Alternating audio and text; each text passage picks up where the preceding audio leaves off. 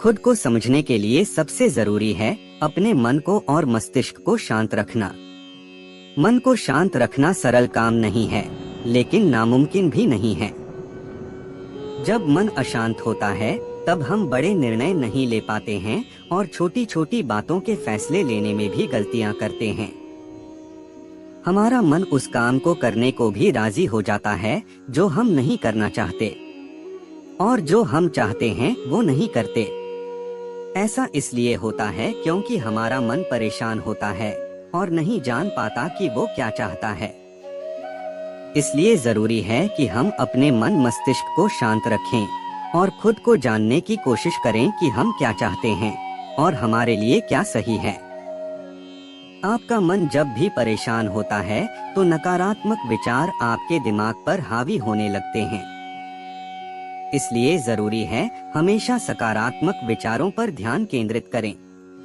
ऐसा करने से आपका मन शांत होगा और अच्छे नतीजे हासिल होंगे।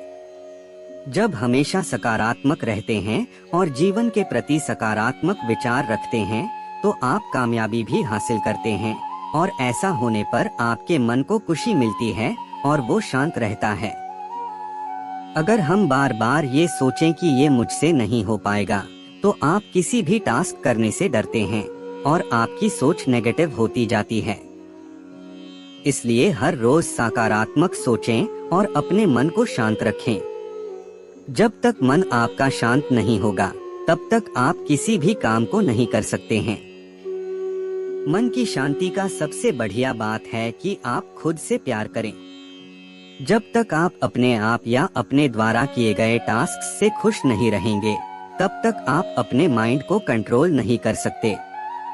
आप ये सोचते हो कि आप जो भी टास्क कर रहे हैं उसमें आपको गुड रिजल्ट नहीं मिलेगा और कोई भी आपको प्यार नहीं करेगा। अपने काम से प्यार करें, उसमें लगाव रखें। इससे आपका काम भी अच्छा होगा और साथ में दिमाग भी शांत रहेगा। लोगों के बारे में सोचना बंद कर दें, जिससे वो भी आपको प्यार से देखेंगे, प्यार से बात करेंगे। इससे आपके मन को शांति मिलेगी और आप जीवन के मजे ले सकते हो। आप अपने दिमाग को रिलैक्स या कंट्रोल तभी कर सकते हैं जब आप अपने द्वारा किए गए टास्क से खुश रहेंगे। खुश आदमी खुशी खुशी अपने काम को आसानी से पूरा कर लेता है और हमेशा जीवन में खुश रहता है। वो न केवल खुद खुश रहता है बल्कि औरों को भी सही इंस्पिरेशन देता है।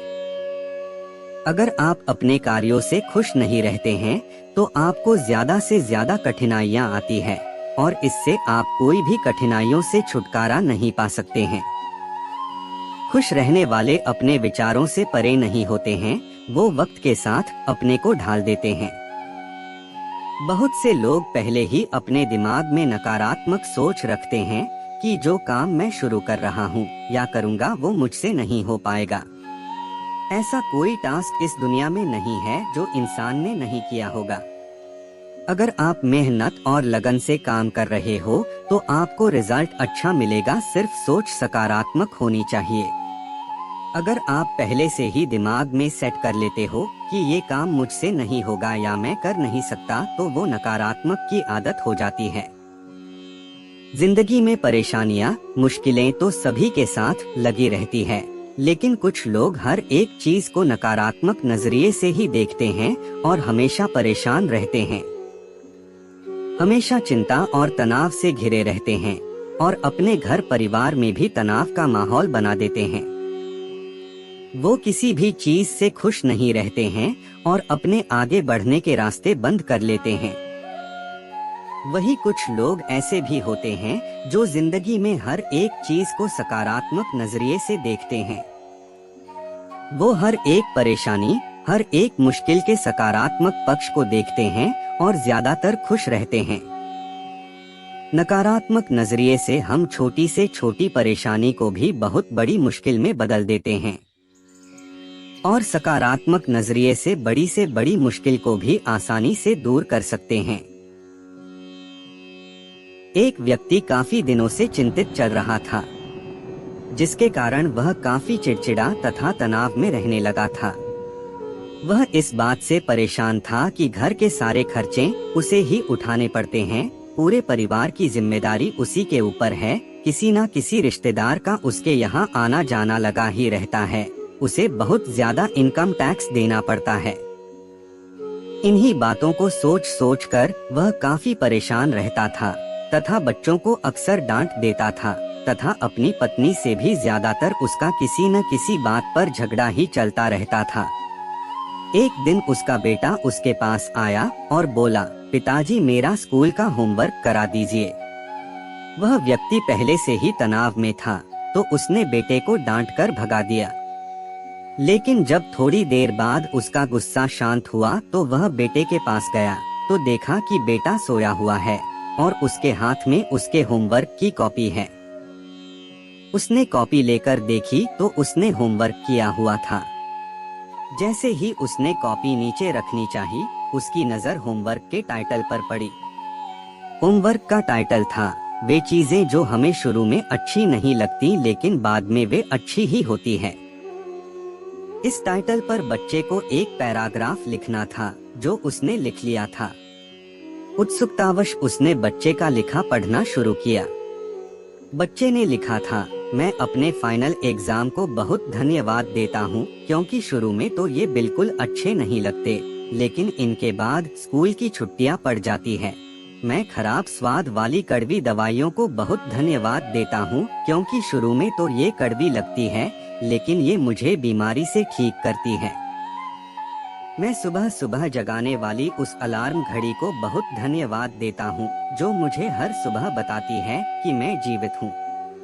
मैं ईश्वर को भी बहुत धन्यवाद देता हूँ जिसने मुझे इतने अच्छे पिता दिए क्योंकि उनकी डांट मुझे शुरू में तो बहुत बुरी लगती है लेकिन वो मेरे लिए खिलौने लाते हैं, मुझे घुमाने ले जाते हैं और मुझे अच्छी अच्छी चीजें खिलाते हैं। और मुझे इस बात की खुशी है कि मेरे पास पिता है क्योंकि मेरे दोस्त सोहन के तो पिता ही नहीं है। बच्चे का होमवर्क पढ़ने के बाद वह व्यक्ति जैसे अचानक नींद से जाग गया हो। उसकी सोच बदल सी गई। बच्चे की लिखी बातें उसके दिमाग में बार बार घूम रही थी, खासकर वह लास्ट वाली लाइन। उसकी नींद उड़ गई थी। फिर वह व्यक्ति थोड़ा शांत होकर बैठा और उसने अपनी परेशानियों के बारे में सोचना शुरू किया। मुझे घर के सारे खर्चे उठाने पड़ते हैं। इसका मतलब है कि मेरे पास घर है और ईश्वर की कृपा से मैं उन लोगों से बेहतर स्थिति में हूँ जिनके पास घर नहीं है। मुझे पूरे परिवार की जिम्मेदारी उठानी पड़ती है। इसका मतलब है कि मेरा परिवार है, बीवी बच्चे हैं और मैं दुनिया में अकेला नहीं हूँ। और ईश्वर की कृपा से मैं उन लोगों से ज्यादा खुशनसीब हूँ जिनके पास परिवार नहीं है और वो दुनिया में बिल्कुल अकेले हैं। मेरे यहाँ कोई ना कोई मित्र या रिश्तेदार आता जाता रहता है। इसका मतलब है कि मेरी एक सामाजिक प्रतिष्ठा है और मेरे पास मेरे सुख दुख में साथ देने वाले लोग हैं। मैं बहुत ज्यादा इनकम टैक्स भरता हूँ। इसका मतलब है कि मेरे पास अच्छी नौकरी है और मैं उन लोगों से बेहतर हूँ जो बेरोजगार है और पैसों की वजह से बहुत सी चीजों और सुविधाओं से वंचित है।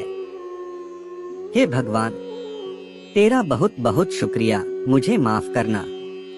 मैं तेरी कृपा को पहचान नहीं पाया। हाथ जोड़कर उस व्यक्ति ने ईश्वर को धन्यवाद देते हुए कहा। इसके बाद उसकी सोच एकदम से बदल गई। उसकी सारी परेशानी, सारी चिंता एकदम से जैसे खत्म हो गई। वह एकदम से बदल सा गया। वह भागकर अपने बेटे के पास गया और सोते हुए बेटे को गोद में उठाकर उसके माथे को चूमने लगा और अपने बेटे को तथा ईश्वर को धन्यवाद देने लगा। दोस्तों, इस कहानी से हमें यह शिक्षा मिलती है कि आपके सामने जो भी परेशानियां हैं, आप उनके नकारात्मक पक्ष को ना देखकर उसके सकारात्मक पक्ष को देखें। हम जब तक किसी भी चीज को नकारात्मक नजरिए से देखते रहेंगे, तब तक हम परेशानियों से घिरे रहेंगे। चिंता और तनाव हमें घेरे रहेंगे। लेकिन जैसे ही हम उन्हीं चीजों को, उन्हीं परिस्थितियों को सकारात्मक नजरिए से देखेंगे, हमारी सोच एकदम से बदल जाएगी। हमारी सारी चिंताएं, सारी परेशानियां, सारे तनाव एकदम से खत्म हो जाएंगे। और हमें आगे बढ़ने के और मुश्किलों से निकलने के नए नए रास्ते दिखाई देने लगेंगे। दोस्तों, आज के वीडियो में बस इतना ही। मिलते हैं अगले वीडियो में, तब तक राधे राधे।